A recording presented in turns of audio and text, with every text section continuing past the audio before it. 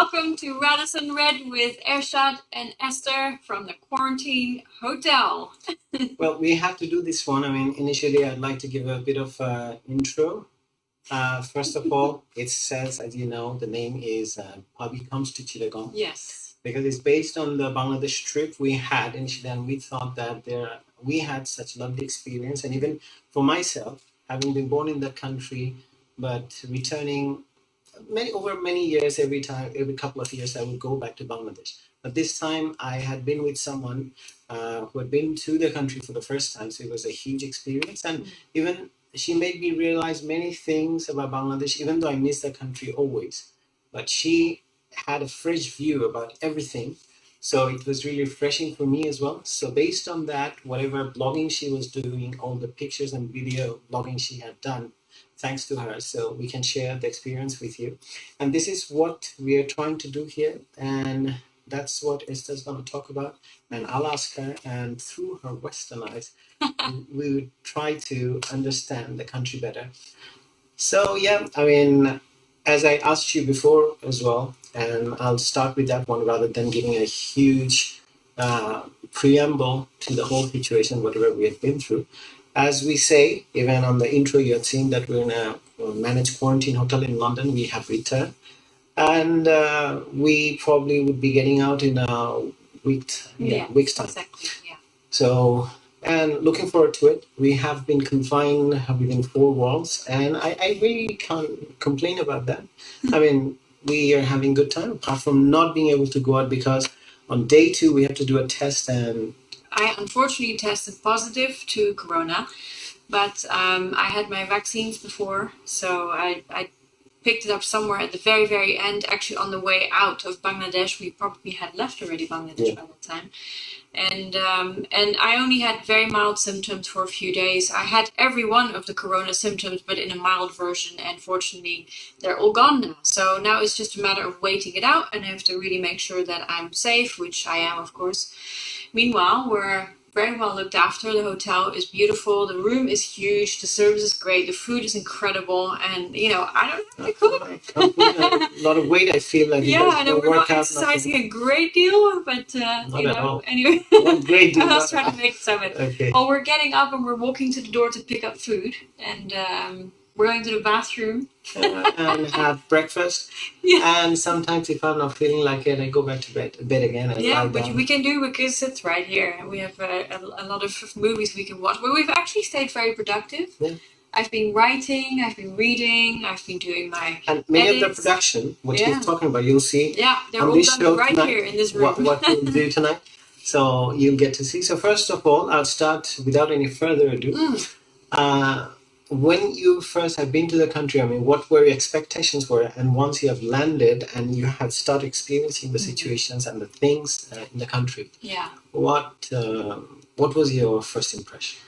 Yeah, well, I mean, you remember, we had landed and we were in Chittagong, and we went with a car from the place where we basically were to our apartment where Ershad's parents live, which is the reason why we went, by the way. This wasn't a vacation because only essential travel is allowed right now, and we did have a family situation that we had to make sure that was going to be okay, because it looked like it was possibly not going to be okay, and it fortunately is, and it will be.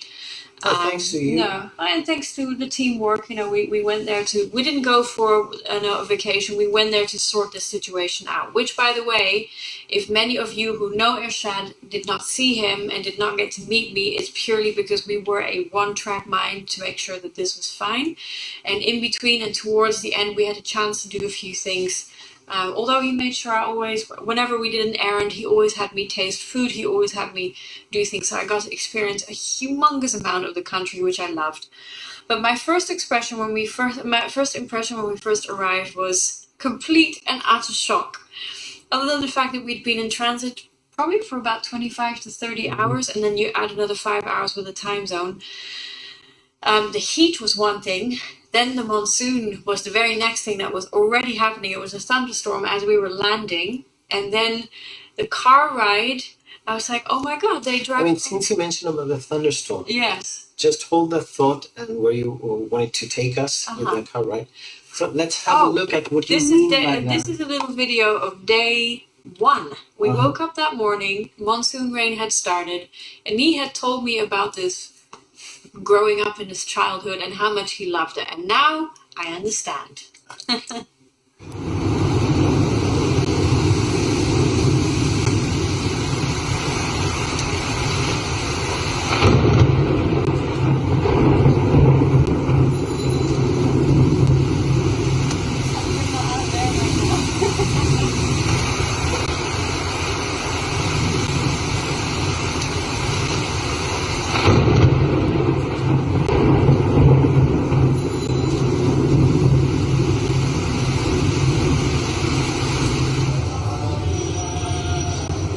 And this was unusual. We had a really hot day. It was 31, feeling like 39 or something, and we had a half an hour long thunderstorm with only lightning. No sound, no rain. Anyway, so that was my first introduction to what I used to think was rain. I realize now really isn't. Yeah, I've always been talking to you about it, telling you the monsoon rain is something different. And every time it rained in London, and I used to feel like, okay, yeah, every time it rained heavily, I would enjoy, but it won't last more than 5 minutes in London. Yeah, that's right. But there, it's like for days on end. Sometimes it would flood the roads, and cities would literally come to a standstill. Yeah. And also, over different period of time throughout the day, it would take completely a different shape or form, I would say. Yeah. Like the last one, it was literally lightning, no sound. Yeah. It was very funny. I mean, it was on for initially half I an thought hour. that someone was Amazing. welding something. I know. And then literally, and we were about to go out, I think, right? Yeah, we were going to go out. It's like, yeah, maybe not. So, and you're saying that from the airport when you started your journey home, what was the impression? I mean, I used to describe it as like an assault to my senses, but that would be a negative thing because it wasn't negative. It was just an explosion to the senses. Everywhere there was noise. It's making acquaintance to an unfamiliar. Yeah, but it was really sort of, you arrive and you sort of like, bam, this color, and you see trees with fruit hanging off of it, and it's like you just don't see that stuff. Now people probably think I've never seen anywhere. I've been in Caribbean areas, but this was a whole new level.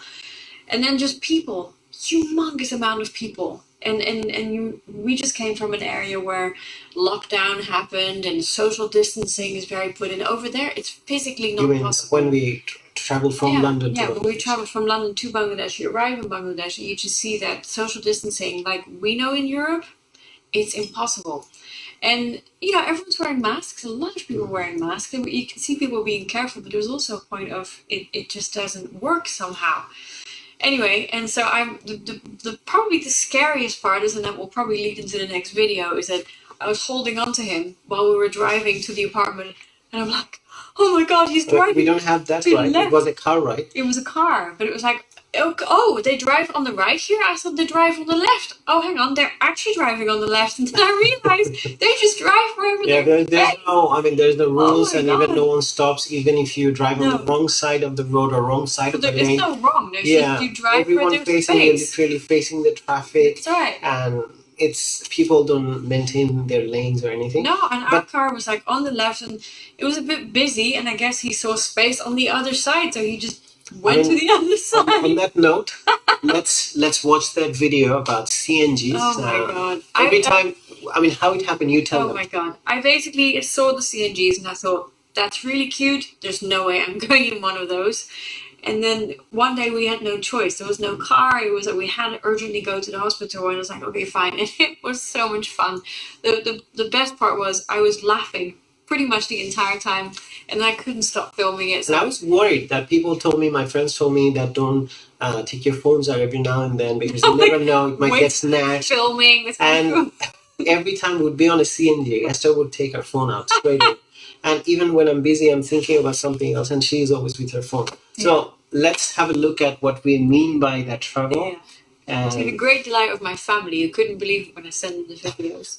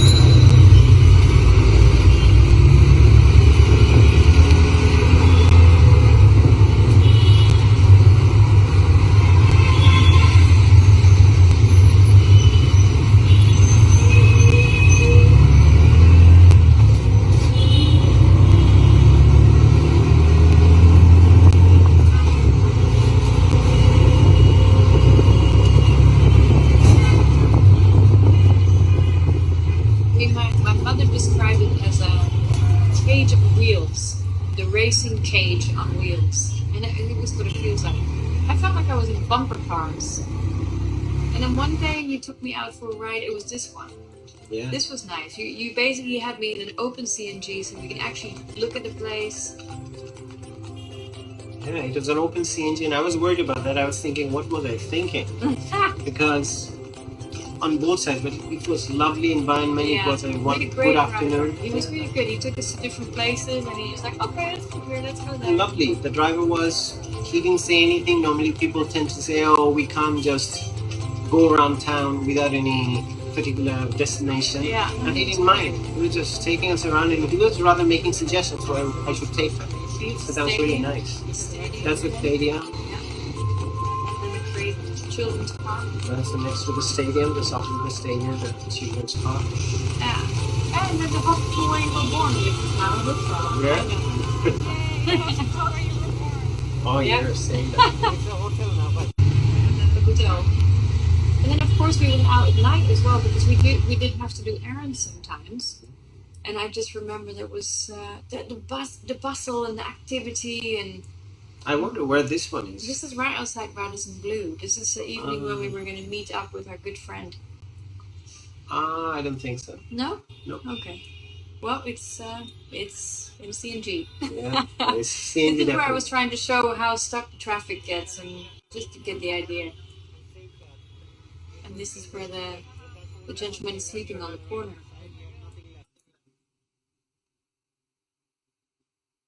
Yeah. Yeah. Well, there you go.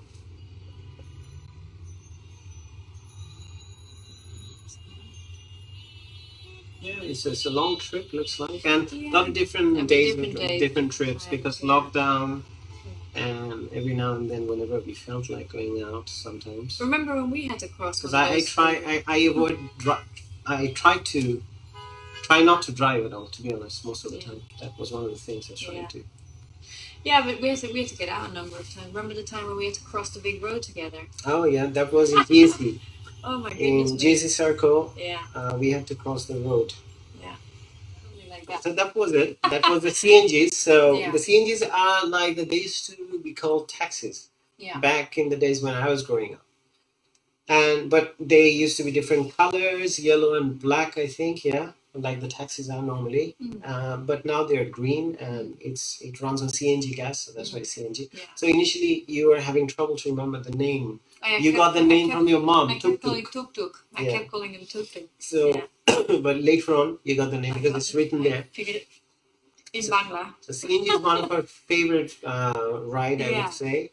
But initially she was very excited. She would always just grab me whenever, and she'd just keep on pressing on my knees and everywhere. Oh my God, I'm gonna bump into him. Oh my God! It was like being in bumper cars. The fun part was later on, towards the end of our trip. I think almost halfway through the trip, you started feeling quite at home with the CNG, right? Yeah, and you used to laugh. You said, "Oh my God, I can't believe that I used to get so scared." Now it all feels just natural. It was actually very safe. That's all about getting used to things. And we already have Bradley, by the way, Bradley Simmons, one of my colleagues. Oh, great. Good old days. Yeah, Bradley. Thank you for joining. So Bradley's watching.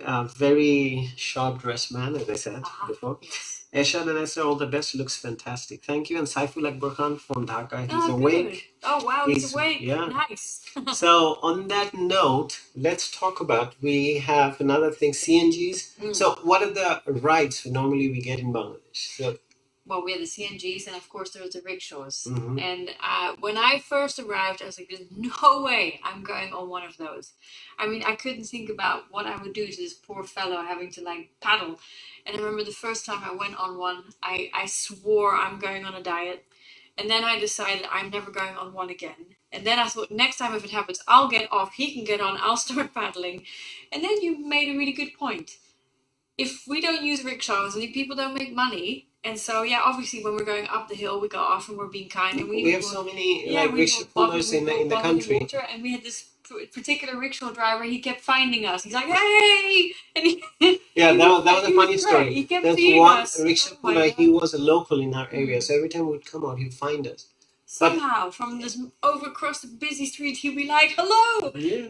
And he would say that, okay, I'm not leaving. Are you? Would you be long? I said, no, we are coming out, going somewhere else. I mean, these are the lockdown fun, to be honest, at the time. We had to go out because we were making a lot of hospital trips and medical and buying medicines and things like that. So in between, we do this thing. So sometimes, I mean, it was really hard for 2 weeks. Suddenly go there and getting stuck in the house and not being there. Are a lot of things that I needed to do, and I didn't have ample amount of time. It was limited amount of time that we had, and we had to get everything done within that time. So I was getting quite impatient. So that's when the rickshaw trip would be very useful. But those, I mean, if you consider, if you convert in currency in British pound, it's nothing. But then they used to charge exorbitant amount of fare. I mean, but the guy was like, I mean, I remember even for a rickshaw puller, I paid like 350 taka, even 400 taka. Because he was taking me to different places and we were around. So he said, and I thought, okay, you know, and I wanted to, as I said, that they're hardworking people. They're not asking for just like so, really and it's really a hard thing, which Esther validly mentioned that initially when she saw a rickshaw puller and what they have to do, she refused to get into one. She said after the first ride, she said, "Can we not do it?" And for a while, we couldn't do it because of Esther. Even though I was going from A to B, which is not too far, probably less than a mile, but I couldn't take a rickshaw. And it was so hard, I didn't want to walk. And also, traffic wasn't that safe. So I wanted to take a rickshaw, but she wouldn't. So sometimes I had to take a CNG for half a mile of ride. So, anyways, so on that note. However, I did in the end overcome the problem. And we figured out if I sit on the right side, it's not a problem. Because then I can hold on to I still don't know the scientific validity. When I sat on the left, I always felt like I was falling off. When I sit on the right, I was totally okay. And yeah, I did actually pull out my phone a few times to make videos. Okay, let's have a look at the rickshaw situation. Rickshaw situation. And also the guilty lady who was on a rickshaw. Let's. Okay. Yeah, this is us. This is rickshaw or CNG? This is nice.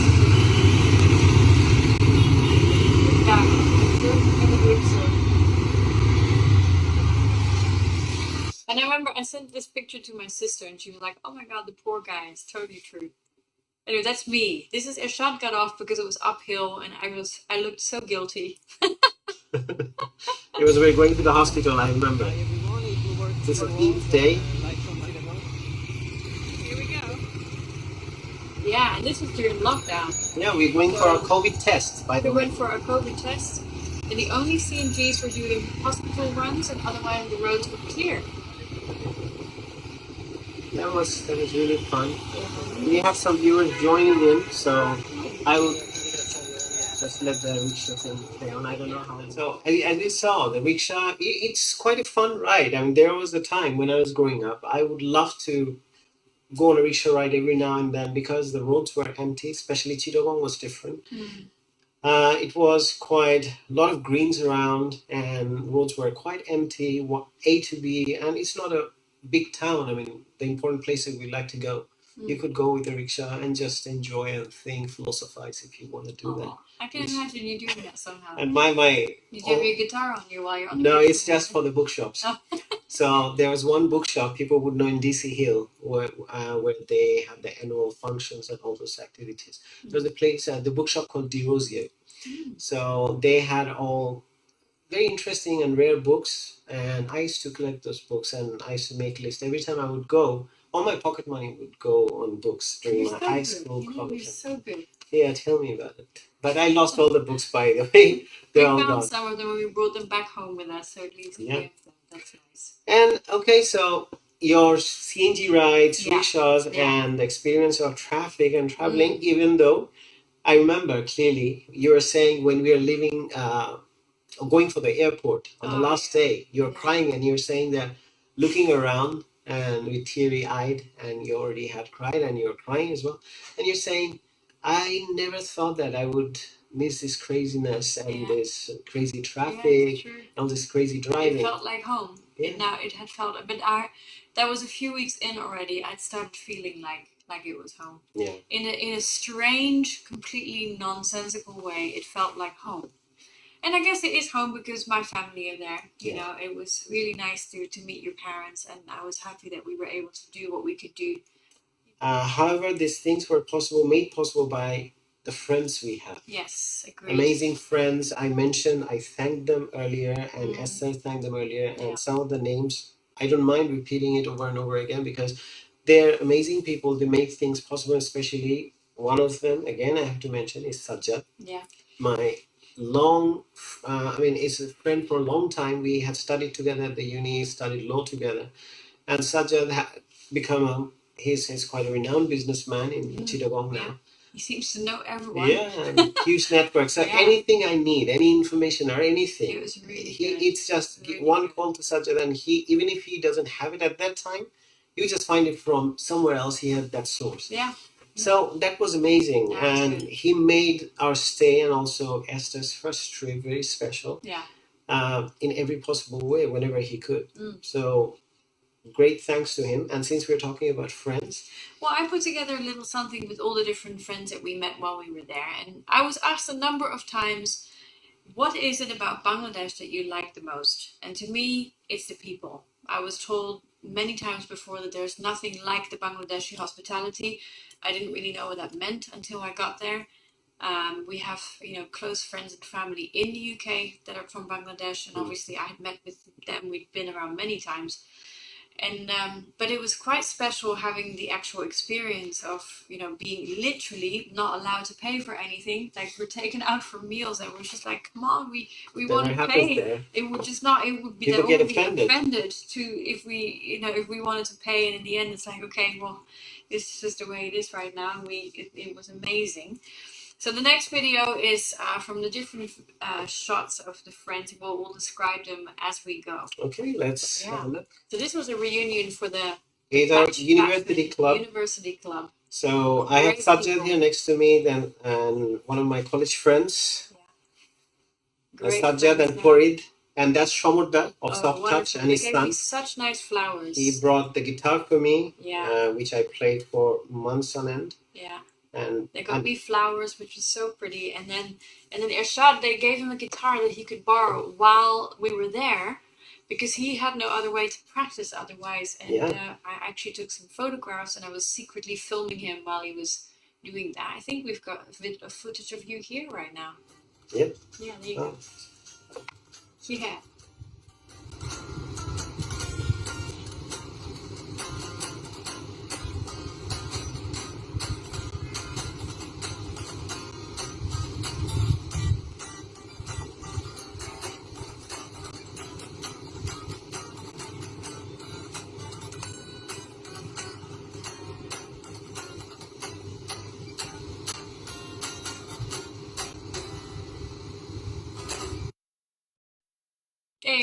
There's Russell. That's Russell. There's Russell, who helped with the car on the way to the airport. So nice. So kind. And here's Sajjad again. And our friend, the police chief. Shifa joined us. Shifa, finally, you're there. Oh, nice. Hey. Good. Yeah, and this is a great meal also. It was a great rooftop. It's Wind of Change in Chittagong, where Bachugai first inaugurated, I think, and it was he was there in spirit with us. Yeah, it was very nice. Great company, great friendship, and of course we had Lucky's family, and that's Neha's sister's house. Yeah, and she cooked. Oh my goodness me, she cooked. That's every day, I think, right? So I wanted Esther to see what it's like. And it's single-handedly, I think, Lucky provided us that feeling by inviting us to a place and cooking all different kind of beef items. These items, like beef, sweet beef, spicy beef, this, and chicken is this, and then roast, and then this, like how Eid is supposed to be. So big thanks to you, big shout out, and to Lucky, really and hopefully we'll send it to Lucky, and Lucky will see. Yeah. And again, speaking of food, I think you should, in the meantime, while I play the video, you should get your diary out again, where you had written down all the names in alphabetical order. I kept the names of all the foods that he had me try, because he wanted to make sure that I try all the things that are traditional, and all the things that he liked as a kid, all the things that had special memories connected to it. It's not exhaustive, by the way. There are many people who say, "Oh, there's this." I know we didn't have the time, and also lockdown happened. Yeah, but it was. But we tried. Pretty good. And we are bad in terms of once we found one thing which we really like, every day we kept on having it rather than having something different. Baluchai is our favorite, Rosmalai, and Chingara, oh burgers. Well, Bangladeshi burger is Bangladeshi different. burgers. And what else? Another thing. Well, Shingara and Baluchai was definitely. Yeah, top of the She list. she would learn that word by heart, so she could straight away say Baluchai. Can I have Baluchai? It's So one of the few all the words time. I actually know. I mean, it's almost like every time I would go out, and when she's not with me, I would just buy Baluchai and bring it for her, so she could enjoy. And so, of course, mango, lychee nuts. I'm a photographer by profession, so wherever I saw color, I was just so excited. I mean, it was just beautiful. Yeah, and then we had everything has its natural vegetables as well. Vegetables, and we were cooking. You were. I can see that you're fascinated by colors too. Oh, I am. Yeah, but of course, it was really nice when. That was a great. Oh, this is the place. Mom's Yum in Sanmar in Chittagong. His classmate. My classmate. Yeah. And then I was totally impressed that these cars go around everywhere with fresh fruit. Oh, these vegetable sellers, they would come in the morning. Food. I love well food. Baluchai, did you take a photo of your Baluchai? I know, I actually did in the shop. This is Shondesh? Yeah. And then, of course, the motto. Oh, that's Fingaras. Food at home. Oh my god.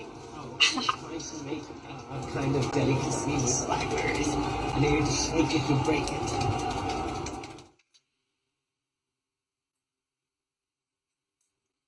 Wow. Oh, yes. The biryanis. The biryanis. We tried every biryani from pretty much every local place.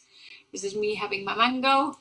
And I thought the spices all have such an amazing She would just stop by shops and take pictures. Molasses and dates. Yeah, and obviously, I've been told a lot about this growing naturally in this country. And, sweet shops, they're made with very few ingredients, but so smart. This was Pit Stop. Love Baluchai. Yeah. Oh God, look at all that. One day I'm gonna have an afternoon tea with lots of different goodies, and Shifat is going to join me, right, Shifat? I can see you're watching. Yeah, Shifat Ghaziuddin. Oh, yummy. In London. Oh, this is amazing. That's your my first faluda. That's your first My first one. And that's our second and many more to come. Oh my god. And my first copy in 3 weeks, that was. Yeah. Those two things in Sub-Zero in Chittagong we would have. We love Sub-Zero. Every time we'd been there, that's my burger. Yeah, burgers and then homemade food. That was nice. I like those. Yeah. It's a different kind of papur. Yeah, this was our breakfast every morning. We watched the cricket. This is me with Murir mola, different spices. That's Imperial Hospital. Yeah, in their canteen they serve those desserts. Yum. I hope everyone's getting hungry. Mr. Cookie from I just wanted her to experience, because when I was growing up I used to love that. Oh yes, they haven't changed. The prices are the same, tastes are the same. Yeah. I don't know how they do that. I like all of that food was nice. Look at that. Oh, this place was amazing too. It's so hard to keep in shape. Oh, yum. And my tea on my balcony, and this is us at the hospital. Hospital canteen. Yeah, and more spices. Yummy. And coconuts. Small demonstration here. I was trying to have the carno. Coconut narkeler bhitore shashte. That's my favorite burger. 3 burgers. I got them. But then we were introduced to. We went to Chilox. Oh my god. That was amazing. Yum. Yeah, and this is you happy with 3 shingaras, and this was our little corner shop where we got all of our goodies. This is us having more shingaras, and my coffee with my heart. I think this is the last ones. These are the 2 things. Remember, we had all Sub-Zero. So how much are you enjoying this right now? Yeah, I'm filming. Oh, that's what I'm showing. This is my bubble, my childhood. You're filming. And I'm eating, I'm imagining. I can almost see little Tanvir there. Yum. So cute. Little Tanvir. Is that right? Anyway, yes, that was really nice. To me, I have never expressed food with color. When I think of Bangladeshi food, I can see colors. Don't know why. No, I mean, definitely. I mean, I agree with you. There are a lot of different colors, colorful food and variation, because there's That's the thing. It's so so the rich. variation is so So huge. rich, yeah. So Yeah. definitely they have to come up with different colors, and because of the ingredients that's been used, definitely. And I cook as well. She cooks now. She can cook quite a few Indian dishes. I hope she remembers because it's been you a long do. time. It's been a long time. But when we first got together, I used to think that cooking with 3 spices was a really big deal. Salt, pepper, cinnamon. That was Cinnamon. Why? that was it. Well, cinnamon goes in my coffee. Ah, okay.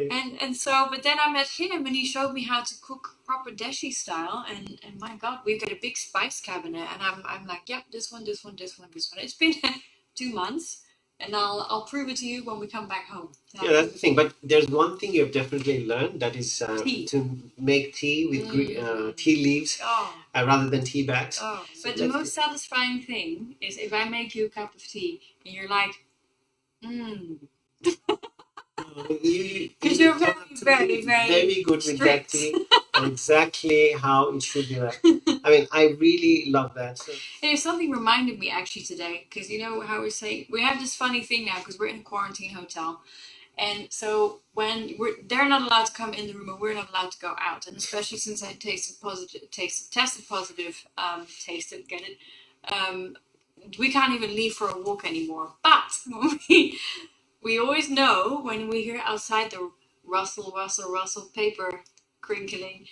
And it's like I used to joke about my cat and my dog going like, yeah, well, they never listen to me until they hear the paper crick, crick, crick. And what does that remind you of?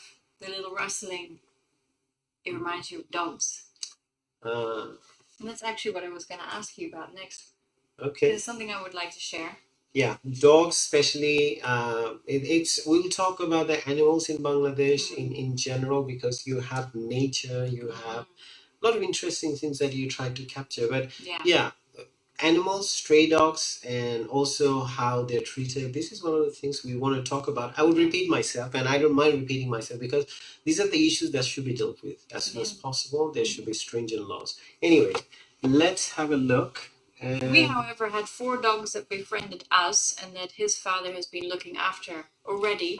He was always feeding them, and we started feeding them too. And we have some footage and some photos of. So you know what we were talking about. So the dogs were pulled to. There was a small brown dog with a white stripe on the neck, and then there's one called black and brown. It's Rover, very nice physique and nice profile, very strong. And there's another one who's getting quite old, and that's what my father is all about. He looks after those 3. And everyone else, but there have been people who have been quite cruel towards them in the neighborhood, and they would get this very angry eyes from Esther. Whenever anyone's like, I give them the evil eye, so they leave my dogs alone. So let's have a look what we're talking about. Yes. This is Poltu and Rover chasing each other. I was filming that from the balcony, actually. This guy on the left. We should call him Rover. Rover. There we go. Quick to Poltu. And off the street, baby, because this car. Nice. This is Poltu over here, and that's Rover. We should also. Yeah, look at that. Nice. This is good. So that's basically you would think Poltu and Rover. They eat, but if you look, they're not quite. Yeah. If we.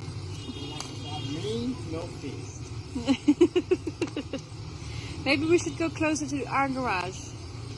This is Poltu.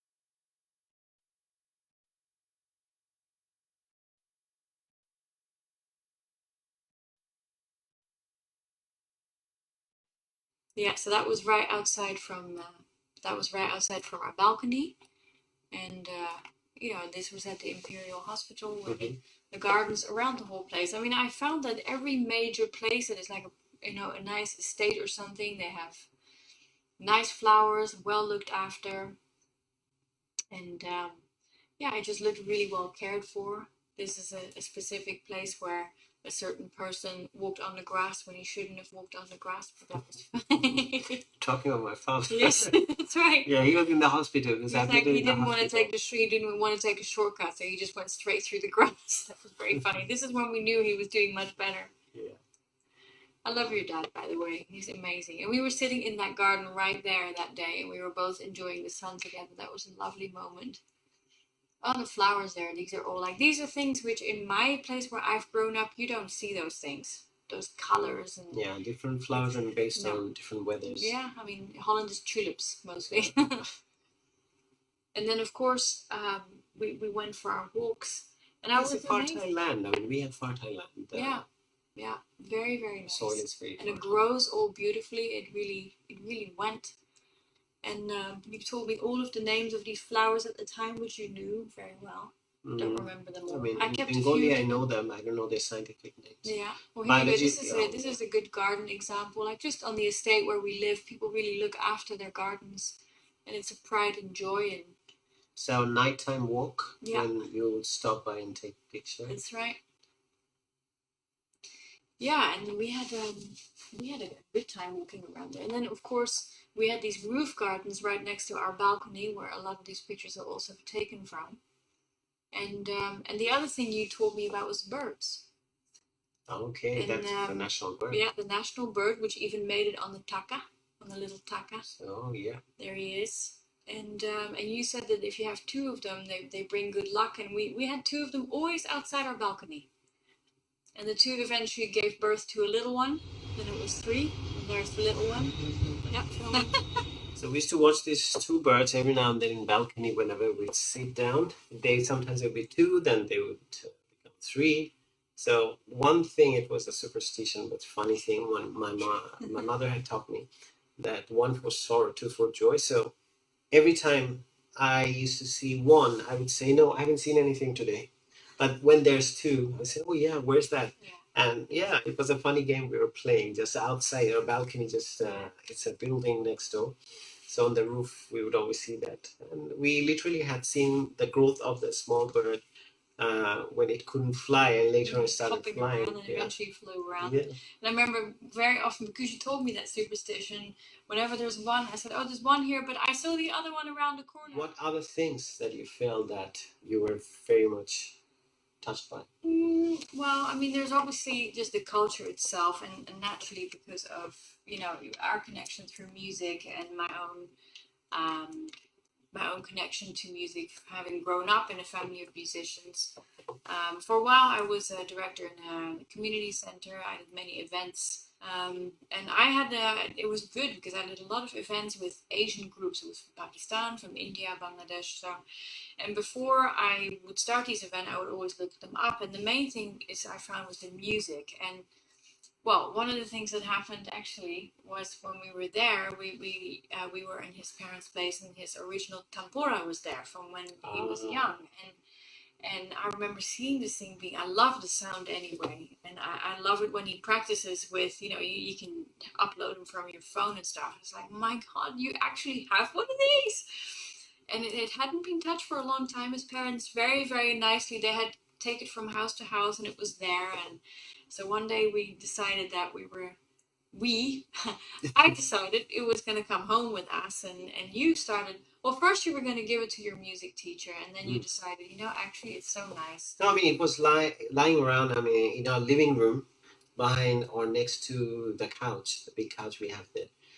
And I haven't touched it or even went close to it because I didn't have the time initially because of the emergency I had to attend to. We both went there for the reason. Yeah. So I was not even in the mindset to think about music or anything musical. To be honest, that was the last thing coming to my mind, which is a sad thing for a musician or an artist.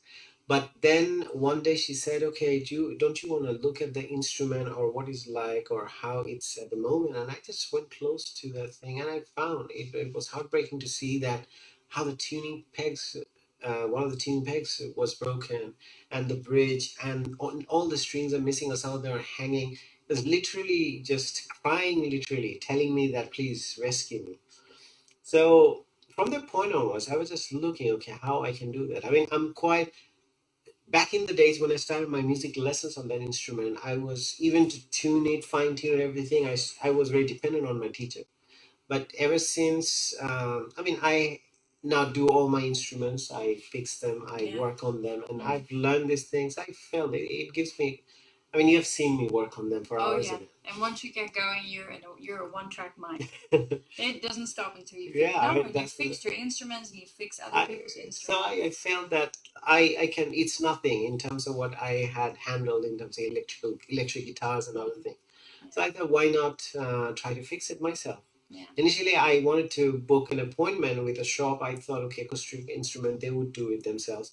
I spoke with Alamgir of Ganesh and Sons in Chittagong. And they said at by the time I had been in touch with them, it was quite late. So they were saying, we won't be able to give you before you leave. So I thought, okay, I'll do it myself. So I was on a mission to buy the parts that those were missing. So from that point onwards, the mission started. But of course, when you went to the shop, you know, you couldn't not play some guitars there.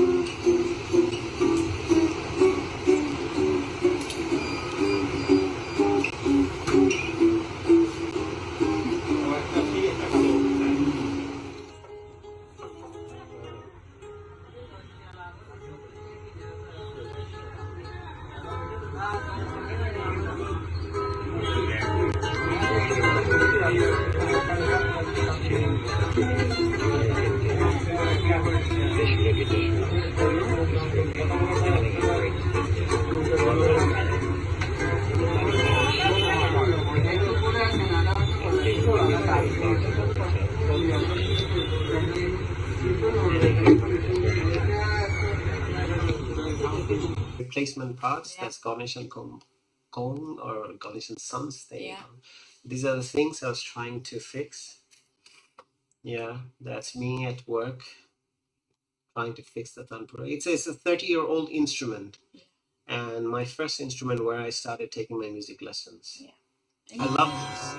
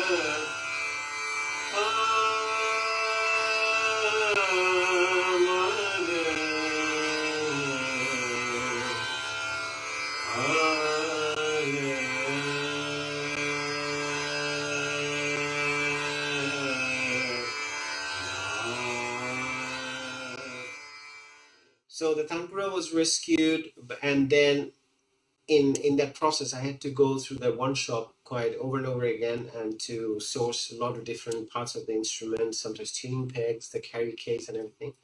So this video I had done while I was waiting for a lot of different parts to arrive.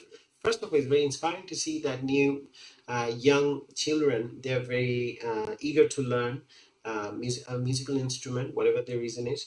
But it's a different question whether they would stay on that path or not. But to know, or any form of art, if you practice on it, it's very important for your mind as well, for your mental development, I think. And it's proven scientifically. One thing, there are many teachers or musicians who might have a lot of students. One of my the request to use that inspire them to learn their instrument as well. If you're playing an instrument, it's imperative you know the way around it. Anyways, I'll stop my rant. Okay, so we kind of towards the end of this live, I think, but we'd like to end it with that somber tone and the emotions that it was evoking when we were leaving the country and what we were feeling. Especially Esther cried all the way to the airport. I felt like I was leaving home. Like it was really that. I would never have thought in my wildest dreams that I would gotten so close to the country, the people, and everything that happened there. And as you said, what were you missing especially? I don't know. You know, you can't explain. Like, why is it that when you leave your home, where you've grown up, there's smells, there's noises, there's sounds, there's people, there's things that make you feel at home, and somehow I felt that. You know, absolutely. I was very sad also to leave your parents behind. I love your parents and we got along so well with them. And obviously there's a sense of worry to make sure that they're going to be okay and, you know, ready for us to bring them over to us at some point. Yeah. Because obviously with the whole COVID situation, it is so hard to fly and move around right now. Like we had to go through so much to get there and even more to get back. So, and also there's this aversion towards vaccination. People are like, okay, we don't want to get ourselves vaccinated. It's one of the things I see. This literally, people are very much reluctant to get vaccinated, and they call the same issue, saying that okay, we have seen if you have certain physical conditions or certain disease that you have, chronic conditions, then you're not supposed to take the vaccines. But the thing is that I can now literally confidently say that because of the vaccination, me and her as well, she was found positive when we were in the quarantine hotel on day 2. Because of that, you could get away with milder symptoms and you are doing quite okay. I mean, there's nothing, right? You're totally doing fine. And I'm fine as well. It's very difficult to fly right now, and that's what I was so sad about, because I was like, I don't know when I'm going to see this place again. And anyway, I was in the car, you know, arranged for us by our friend Russell. And yeah, so there was him and there was the tempura between in the middle us. So he couldn't see me, and I was just looking out of the window and I was filming and I was crying. So every time I had to look at her, I had to lift it up or go under the tempura. I mean, under the tempura, I just tuck my head in and see her. So I saw her crying. And I asked her what happened, and she kept on crying repeatedly. Yeah, and I think I wrote it in my blog later on too. The very thing that when we first arrived and we were driving, the very thing in that car that would drive me into a near cardiac arrest, like holding on to the knee, going like, oh my God, what is this? Was the very thing that just made me feel soothing and at home and at ease. It had now become part of me, and that is something I will definitely always have with me. And we'll go back definitely. Absolutely. And we're going to see everyone. We made so many friends. Yeah. I can't thank them enough. You can feel that. I feel that every now and then. And we talk about it all the time. When we're not on air, when we're always so lucky that we have you all. Yeah. No, thanks to you as well. Like there have been many occasions when I came back from Bangladesh on my own. And literally it was just me. And it was so hard to get into the house. Totally, and leaving all those familiar faces behind. I mean, you're gonna make me no, cry. I don't have that now. But you're with me, and we walked into this hotel and confined. And we've been stuck here ever since. In these 4 walls for 2 2 weeks. Okay, so this is the day when we were driving today.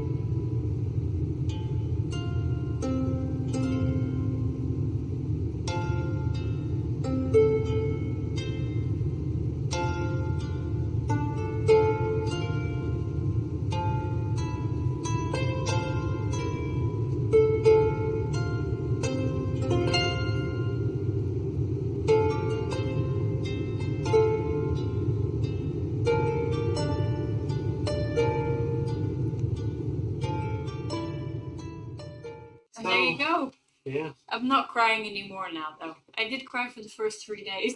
No, I mean, after the live, we can cry again. Yeah. We have all the time of the world for the next 7 days again. 7 days It's where we been can extended. cry. It's one thing we are planning. Just Heads up. Heads up, yeah, exactly.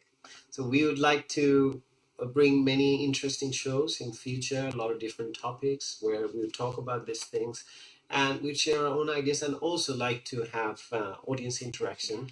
So yeah, that's the idea. And in fact, this is the result of a brainstorming that she come up with. I thought, okay, she started saying, okay, how about if we come live and sharing these things with people? How about we do a trailer for that? And I said, okay, let's do that. So on that note, thank you and everyone who had been and everyone who had joined us on this live, everyone who inspired us to do these things and create interesting things so far, and what I've been doing, all my journey and her journey, and how we have been together and how they have given us the love after we have united. We thank you all, and thanks for being with us. And on that note, I'd like to say good night. And good night. Bye.